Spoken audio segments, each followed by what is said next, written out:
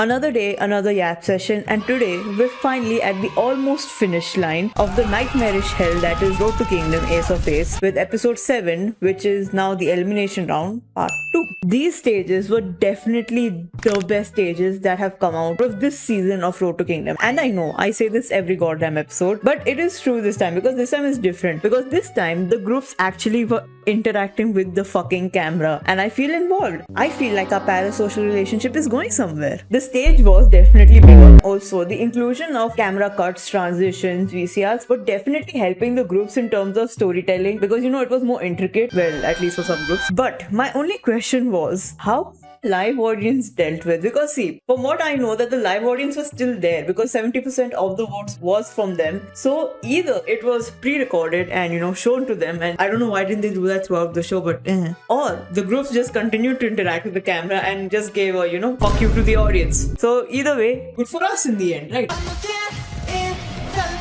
This stage should definitely go in the Kingdom series, like House of Fame, or at least nominated for it, especially in terms of their camera movement and direction. You didn't even realize when they were cutting to another member on a different part. It was so good. Especially one that stood out for me was the part where Xion was, with a dummy. He had to snap its neck and then it transitioned into another member with an actual, backup dancer. It was so smooth. I loved it. There was also attention to detail in this stage, and I know that every stage has attention to detail, but this time it was the moving attention to detail, as in their concept was an apocalypse, right? While they were dancing, there was also moving props like debris like falling on them, and personally I felt that was a touch above. It made stage look alive. It looked like they were actually living in that world, and this is in general also what I like they were interacting with their stage a lot more compared. For example, they were parkouring off the buildings and going through them also, so it looked like they were actually part of the setup created and it was not just standing in the background. And it was a simple touch, but it was very effective.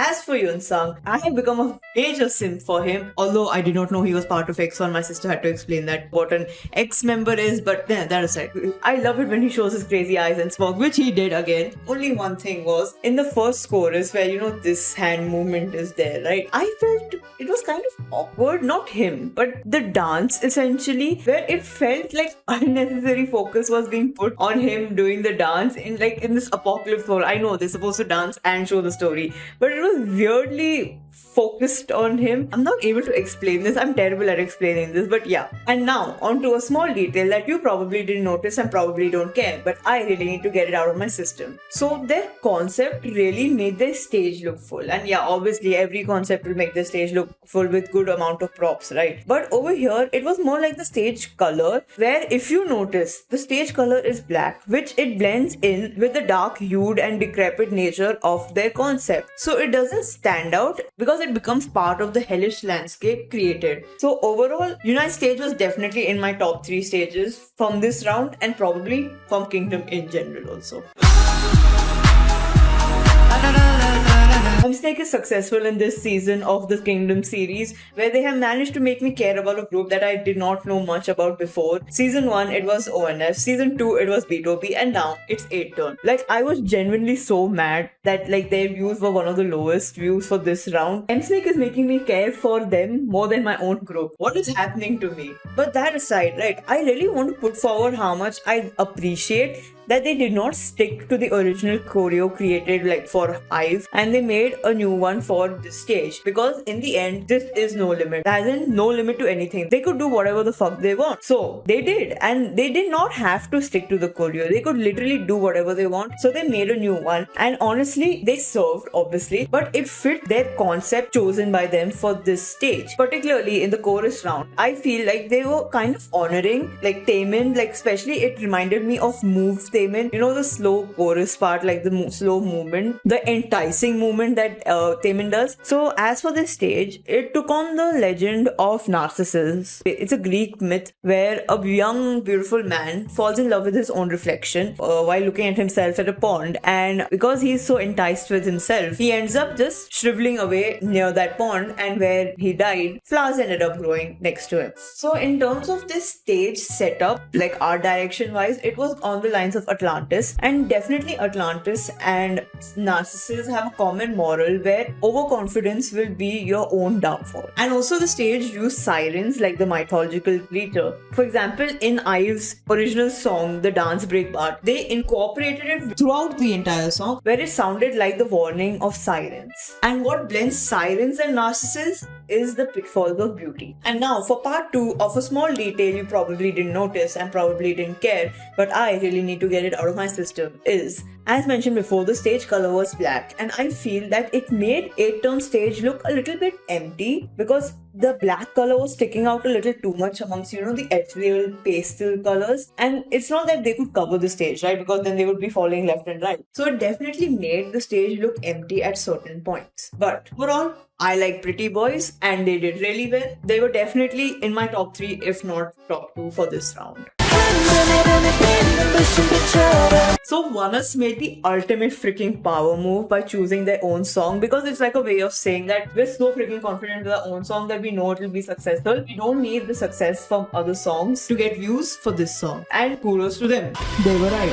So overall, the stage was like a historical K-drama, but not only in terms of aesthetics, but it was also in terms of storyline. And as a person who's been in this kingdom fit for way too long, right? Traditional concepts are not done much. So if it's done, you will definitely remember it. However, in general, right, ONEUS owns this concept, not only in terms of choice, like amongst these groups, they were the ones to choose the traditional genre. Even their most popular songs are the traditional songs. So I'm a 2-moon, so I know that this story of theirs, in terms of their stages, is intricately woven into the pre-existing concept as a group of the blood moon. But at least in this stage, Soho is depicted as a half human, half demon, where basically he changes into a demon during the blood moon. And in this stage, how do I say this without YouTube demonetizing me?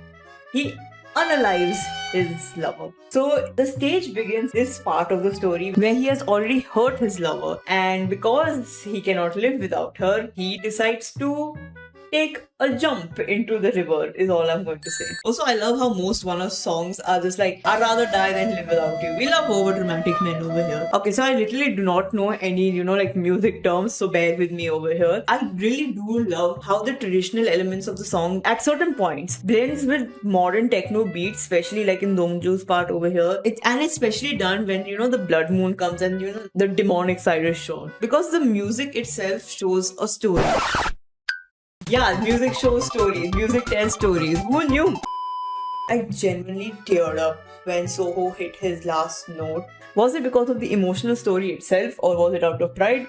100%, it's both. As a very non-biased person, right, Soho has the ability to communicate pain so well with his vocal range. And I was so mad at mnet for not including his heavy breathing at the end of his performance in the full cam versions, because in my opinion, sounds so much like he is in pain from the loss of his lover. When during the live streams, I genuinely thought he was crying because of that. So yeah, my bias did well. I'm definitely not biased at all. In general, I really love traditional concepts. Luna is literally my favorite song out of ONEUS' discography, and I had begged them to perform it and they did, and I'm a happy boy. So am I biased because of that?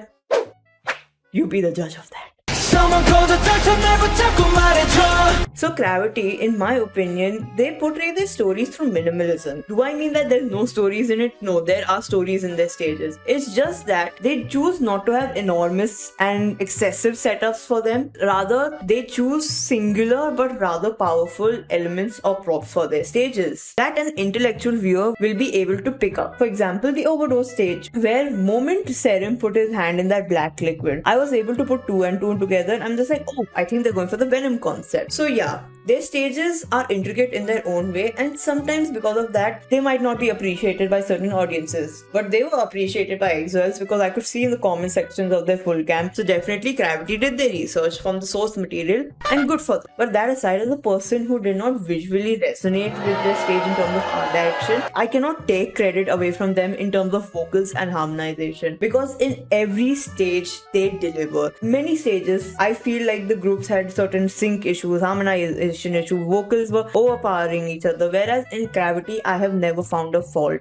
I have never felt at any instance that, oh, it sounds a little off over here, because their vocal game is on point and their harmonization is top tier. When they choose an original song, they not only mold it according to their own group's vocals, but they get an ownership over it and make it a version of their own. They work really well as a group. However, because of this, I feel like the aces tend to blend a little too much into the group. Even in this performance, I feel like Serum was not able to stand out. Look, I'm not going to shit on Gravity for being a god, no. That's what they're really good at. That's what I love seeing from them. But I really did hope to see Serum stand out a little bit more, aside from the fact that he had solo performance for the sake of storytelling.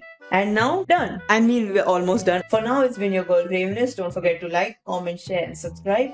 And that's all for now. Ciao.